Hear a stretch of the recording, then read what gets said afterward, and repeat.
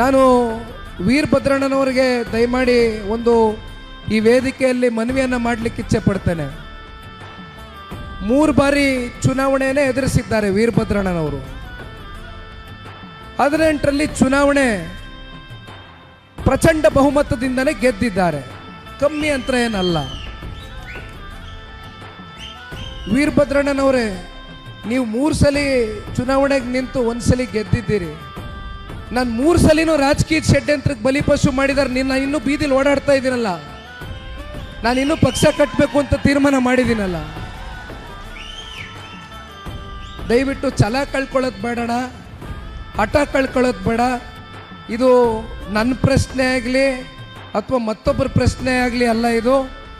ಇದು ಸಹಸ್ರಾರು ಸಂಖ್ಯೆಯಲ್ಲಿ ಈ ಪಕ್ಷವನ್ನು ಕಟ್ಟಿ ಬೆಳೆಸಿರ್ತಕ್ಕಂಥ ನಿಷ್ಠಾವಂತ ಕಾರ್ಯಕರ್ತರುಗಳ ಪ್ರಶ್ನೆ. ಇದು ಅವ್ರಿಗೆ ನಾವು ರಕ್ಷಣೆ ಕೊಡಬೇಕಾಗಿದೆ.